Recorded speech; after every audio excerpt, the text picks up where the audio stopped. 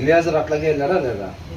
అట్లాగే మనం కూడా చక్కగా ప్రార్థనాపూర్వకంగా తల్లిదండ్రులు కూడా కుమారులు కావచ్చు కుమార్తెలు కావచ్చు వివాహాలు చూసేటప్పుడు ఏం చేయాలి? ముందు కట్నాలు రెడీ చేసుకోవటం కాదు కదా, ముందు ప్రార్థన చేసుకుంటా, ముందు నుంచే ప్రార్థన చేసుకుంటా వివేకవంతుడైన భర్తని లేదా వివేకవంతురాలైన భార్య ఈ కుటుంబంలోకి వచ్చేటట్టుగా ఇరువురు కూడా ప్రార్థన చేసుకొని చక్కగా అందరూ కూడా కుటుంబం మొత్తం కూడా ప్రార్థన చేసుకొని ఆ యొక్క వివాహాలకి సిద్ధపాటు కావాలి. అట్ ద సేమ్ టైం మనం అంత ముందు నుంచి అనుకుంటున్నాం కదా, వివాహ బంధానికి సంబంధించిన అవేర్నెస్ ఆ కుమారుడికి ఆ కుమార్తెకి కలిగించాలి. అవగాహన, కుటుంబం అంటే ఏంటి, భార్యాభర్తల అనుబంధం అంటే ఏంటి, కుటుంబం పట్ల దేవుడికున్న ప్రణాళిక ఏంటి, ఇది మొత్తం కూడా ఆ వివాహానికి ముందే ఆ కుమారుడికి ఆ కుమార్తెకి అవగాహన కలిగించాలన్నమాట. అర్థమవుతుందండి?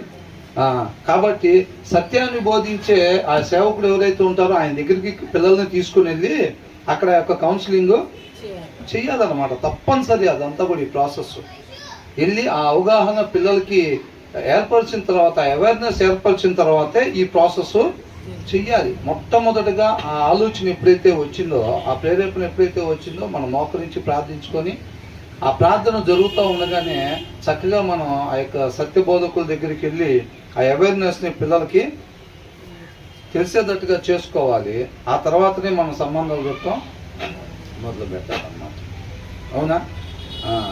అట్లా ఒకవేళ ఈ ప్రాసెస్ అంతా ఏమి అప్పుడు మాకు తెలియదండి, మరి మామూలుగా వెళ్ళిపోయాం మేము, వెళ్ళిపోయేసరికి నాకు వివేకం లేదు, అప్పటికి ఆమెకు కూడా వివేకం లేదు, రోజు ఇండియా పాకిస్తాన్ లెక్కనే ఉంటుంది, అట్లాగే ఇప్పటికి ఇన్ని సంవత్సరాలు గడిచినాయి, మరి ఇప్పుడు చూస్తేనే ఇట్లా ఉంది, మనకు సమాధానం ఎందుకు లేదా అని అనుకుంటున్నాం. 20,000 వచ్చినప్పుడు సమాధానం లేదు, 60,000 వచ్చినప్పుడు సమాధానం లేదు, 1,60,000 వచ్చినప్పుడు కూడా సమాధానం లేదు. ఆమె గట్టిగానే ప్రయత్నం చేస్తుంది, నేను గట్టిగానే ప్రయత్నం చేస్తున్నాను, మా ఇరువుల మధ్య సమాధానం మాత్రం రావట్లేదు అని అంటే అది ఎక్కడి నుంచి అంటే వచ్చేది? దేవుడి దగ్గర నుంచి రావాలి. ప్రభువా నాకు ఆ వివేకాన్ని దయచేయమని చెప్పి కోరుకోవాలి. జ్ఞానం కొద్దిగా ఉంటే ఏం చేయాలంట? ఆయన అడగాలి అని అంటున్నాడు. కాబట్టి ఆ ఇరువురికి ఆ జ్ఞానాన్ని దయచేయమని చెప్పి అడగాలి. అర్థమవుతుందండి?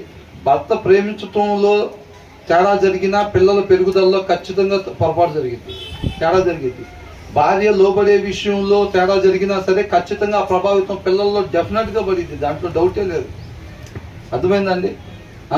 శిక్షించాల్సిన టైంలో పిల్లల్ని శిక్షించలేదు అనుకోండి, ఇంకా మనకి ఆశ ఉంది కాబట్టి, తర్వాత వచ్చిన వాళ్ళు ఉంటుంది, ఇంకా మనకి ఆశ ఉంది కాబట్టి శిక్షించాల్సిన టైంలో పిల్లలకి డిసిప్లిన్ నేర్పిస్తే వాళ్ళు తండ్రి దగ్గరికి చేరుకుంటారు అని చెప్పి రాస్తుంది.